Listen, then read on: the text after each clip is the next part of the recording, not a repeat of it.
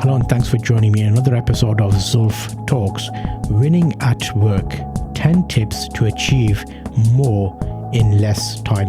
Is it even possible? Don't worry, in today's video I'm going to break it down with examples. So I'm going to use real life examples that I use. We all want to be more productive and get more done in less time. But sometimes it can feel like there just isn't enough hours in the day. The good news is that there are simple steps you can use to boost your productivity and make the most of your time. I'm going to share 10 productivity steps to get more done in less time. You're going to be really interested to see the things that I use, which are very simple, little whiteboards, little note techniques that help you get the most from your time. And the good thing is I know these work because I've used them over the years and it's proven for me to basically realign how I'm doing stuff. So right now, what do I actually do with these productivity hacks? Thank you to trustedcreators.org for making this episode possible. I have a whiteboard on the wall. Let me just read out what it says on there. Monday, hyping tech. Tuesday, MI Bandit. Wednesday, Zulf photography. Thursday, which is today, Zulf talks. So already 4 days in a row, I've been creating content because I've made number one point on my list, a to-do list. I go live. I create a video about my episode, which I'm doing right now. At the same time, I have shorts that are being made as I create this. I made a video on my Zulf photography YouTube channel, which explains how to use OBS.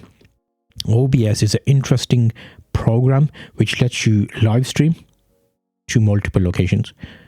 If you set it up properly, I talk about that in my video, and you can create a recording of the video, which I'm doing right now in this podcast episode, and I'm able to create a short at the same time by a simple click of a button. So each element is created into a minute video. So what have I done there? I've created a podcast episode. I've created an Anchor Spotify podcast episode because I can put the same video onto Anchor Spotify. I can put it onto YouTube podcasts because it's a video and audio because I'm recording as well. If you're listening on the podcast version of this, you can see the video version on my channel, zulftalks.com. Links are available to everywhere. Twitch, Facebook, Twitter, Instagram, YouTube, Twitch. There's loads.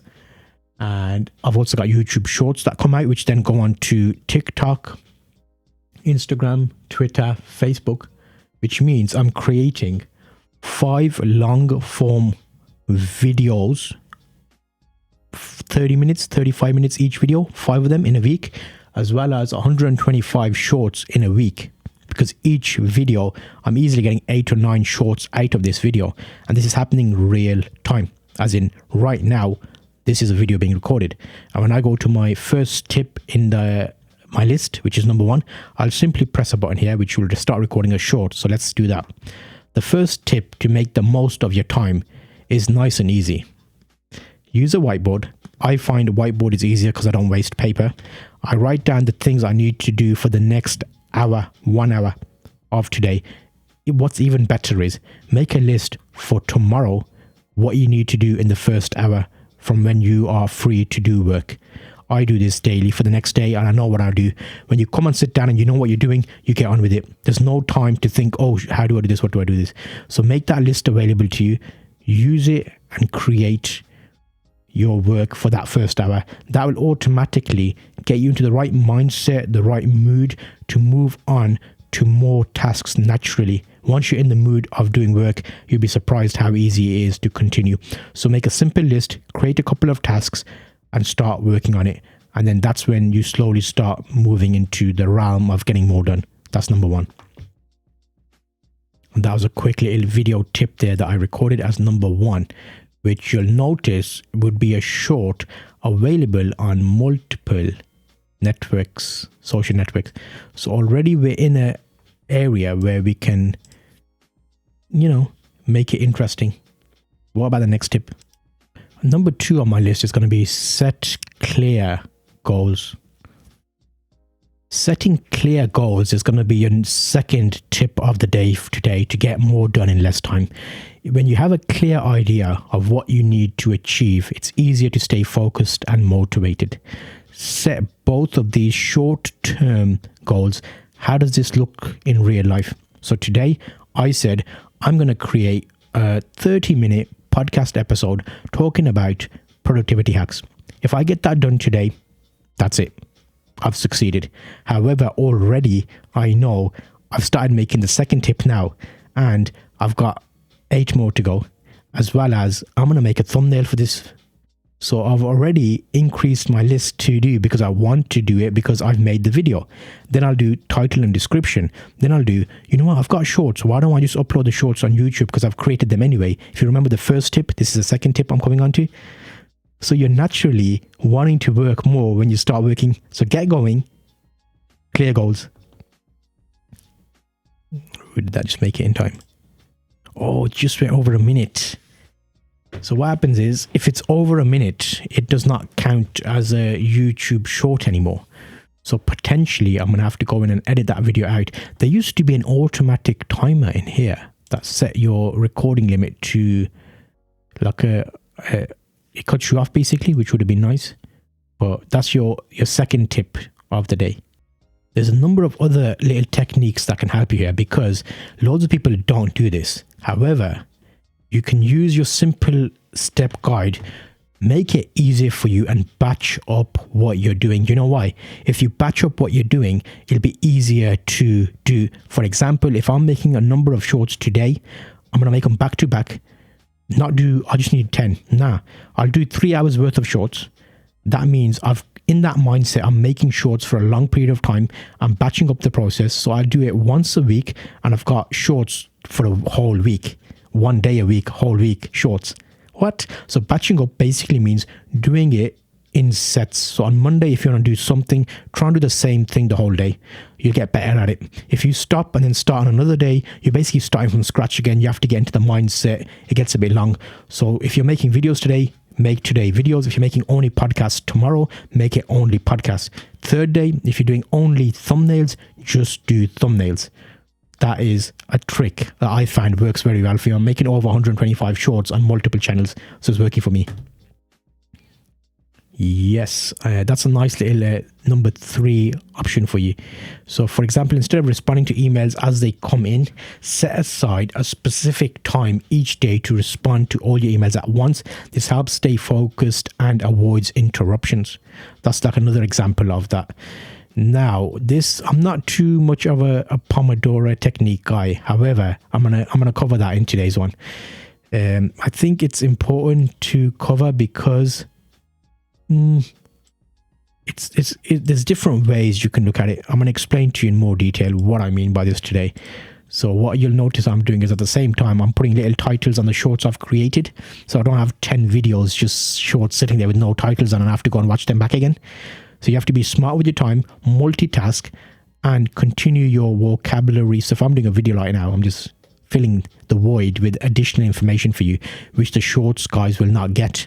The shorts get a snapshot, but you're here, you're lucky, you're watching the full episode, you're actually getting additional information, like the behind the scenes stuff. So feel privileged, just you and me today. Well done. Thanks for joining me here today. Zulftalks.com, where you're getting insider tips and tricks of what I'm doing. Also, I am going to give you an update on my channel.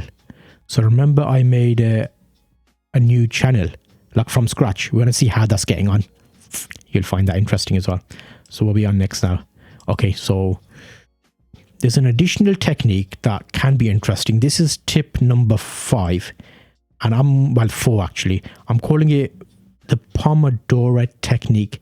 This is where it's a bit too la-di-da-di, fluffy marketing spiel kind of stuff, but it's basically taking short bursts of breaks and setting a time for 25 minutes working. Nah. That doesn't work very well for me. If you've tried it, you can let me know how it goes for you. I'd love to hear from you. However, what I do in the morning, I'll walk the dog. Well, actually, no. I wake up before walking the dog. 45 minutes, I'll record a video. 45. I've got 45 minutes. I need to record the video. I'm walking my dog next. I walk my dog. I come back. And then I create the thumbnail, upload the shorts. And that's it. So is that Pomodoro technique? Because I've done a spiel of 45-minute video intense recording, like getting into it. And then I've gone and walked the dog. Does that count as a break? That's probably a better way of doing it. So naturally break it with stuff you need to do. That will work more better for you. So let me explain that in more detail. So the Pomodoro technique involves working in short, focused bursts with short breaks in between. Set a timer for 25 minutes and work on a task until the timer goes off. Then take a 5-minute break and repeat the process. This helps you stay focused and avoid burnout. I've not really been burnt out really. I create content for maybe over 15 channels.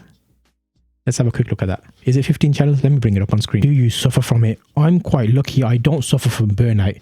I actually create content from a number of channels. Let's have a quick count of them. So 1, 2, 3, 4, 5, 6, 7, 8, 9, 10, 11, 12.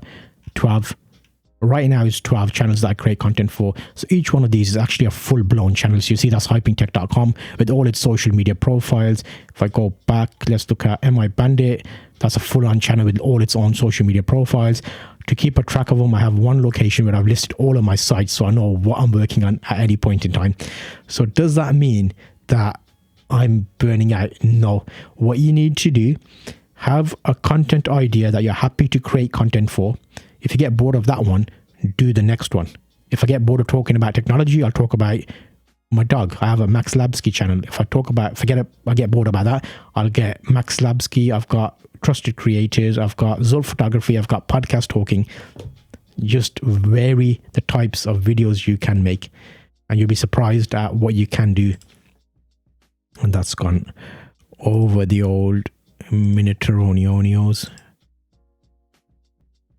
The best thing is you are actually joining me here live. So it's always good for you, before I go on to the next point, you can actually get all the notes and resources for today's show. So that means to show my appreciation for you joining me here today, I would like to offer you some extra value for free. What does that mean? I have a collection of free resources and help sheets that are specifically designed to help you focus on what I talked about today. Check out the link in the description or go to zulftalks.com, click resources, and I will add you to my list of email to send you resources directly to your inbox. What does that look like? So here you'll see that's zulftalks.com. You can click on the first button, which is show resources. You just put your name and email in this box here, click send, and I'll actually send you free resource location. So you can see everything that I talk about in this episode, because I know what it's like. If you're watching or listening to the podcast, you're probably doing something else. So just remember zulftalks.com. And that's basically everything you need to know about this episode. So you can come back and check those points out. So without any further ado, what is the next point on our list? Number 5 we're on. So well done. You've joined me till halfway now. Number 5 is an interesting one because I feel like there's loads of different options out there for you. And having these ideas to get more from your time, is it a bit of a waste of time? Let's have a look. Getting the most from your time. They talk about time block your schedule. Time blocking involves dividing your day into blocks of time and dedicating each block to a specific task or activity. Example, you might block off the first 2 hours of the day for deep work and then use the next hour to respond to emails. This actually works very nicely for me. Why does it work nicely for me? Because I have multiple different projects that I have going on, and it's always nice to keep on top of these projects by dedicating time to them and time slots to them. What does that mean? That means you can simply go into your day. In the first 2 hours, I create videos, I make shorts, I make thumbnails, I get them out the way. I have meal about 12 o'clock, intermittent fasting. Basically, I don't eat any breakfast. I go 12 o'clock and then I eat. After eating, that counts as a lunch break. I'll watch a little bit of videos, podcasts, catch up on what's going on in the news. But I also do a morning news video for each channel. So that kind of works. It works in mysterious ways, especially having time blocks, because you want to be able to have a slot of time to work on specific ideas and tasks throughout the day. Once you've done that, you can actually allocate your time. So for example, in the morning, I'll do 2 or 3 hours where I'll work on videos, thumbnails, and shorts uploaded. I'll have a break, lunch break at 12, take 2 or 3 hours off, and then I'll work in the afternoon again, and then in the evening again. So having natural sections of work, just make sure you finish what you're doing in each section. Or if you leave something overflowing, make sure you know what you've done. So for example, I've made the video, I haven't made the thumbnail. I'll keep my thumbnail window open. So when I next come up, I'll be like, okay, yeah, that's where I got to. I need to continue with the thumbnail. Time blocking works quite nicely for me. Time blocking is where the party is at. Does time blocking work for you? It's just allocating specific times of day. Time blocking works for me. Because I count it as time blocking, but it's, you know, there's loads of little options out there specifically designed to keep you going, basically.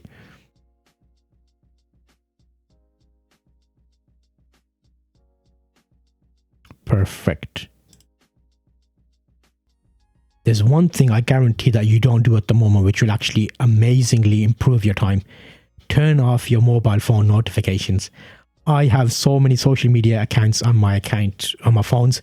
I've got a business phone where I put all my social media profiles on now, and I keep my personal phone separate because it's constantly evolving. Over 12 different social media brands, shows, which then have additional 12 social medias for each of those accounts. It gets intense. I turn off notifications. I look at it when I need to look at it to find out what's been there, and probably once a week. It's not as imperative as you think. It's good to get involved with the community. However, there will be times when you need to weigh up the content you're making with how much you're giving back. So turn off your notifications. You'll be surprised how much time that will help you, because you're not constantly being interrupted. For example, if I was doing a video editing session, I don't do video editing anymore because all my videos are recorded in one big take. But if I'm doing a content awareness session around like updates or news updates, then I'm not getting notifications. I'm not getting distracted. I'm doing what I need to do, setting a specific time slot, and then working on the task and notifications when those need to be done. Trust me, this is like a big time saver.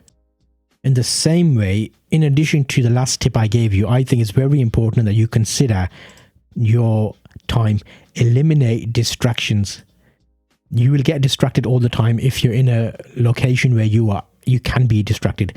I've specifically designed a separate studio room where it's designed for focus sessions. If I'm in here and the lights are on, there's a button here that I use. A light comes on outside saying live, do not disturb. So nobody can come in and disturb you while you're doing these focus sessions.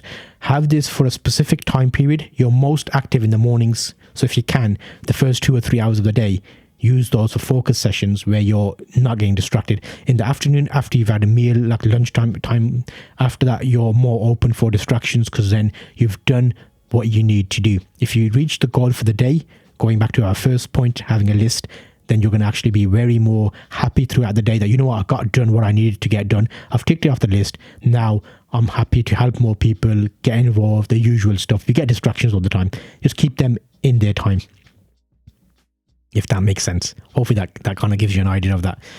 But I'm giving you more real life examples around this as well. Taking breaks. If you do the Pomodoro technique, that doesn't really matter. Delegate, prioritize, delegate. There's going to be a number of additional things you can do. You want to prioritize your time. Breaks.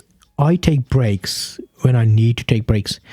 But I know if I'm doing this task, it's going to take me 45 minutes. I'll reward myself. All right, I'll do that first. Once I've done that, I'll have a break. Like I'll have a drink, I'll have a crisp, I'll have a chocolate, or I'll walk for a little bit, 5-10 minutes. I don't know if that counts as Pomodoro technique. I don't give it an official term or name. I'm just like, okay, I need to make 5 thumbnails. Let me just hit that session for an hour. I'm not going to spend longer than an hour on it, and I'll see what I come up with. Otherwise, you could just be on it all day. Oh, I can tweak that, I can tweak this, I can do this. Remember, once you've done that piece of work, there's no reason why, if you find it's not doing well, you can revisit it at the next session and see if you can improve it. That's how I kind of think about it and do it. So what we are now, that's taking breaks. That's number 8. Number 9 is another interesting one. Delegating tasks can be a great improvement if you've got people that can help you with your work. What does delegate tasks mean? So things that you're doing repetitively, which either you can get some software for to help you with.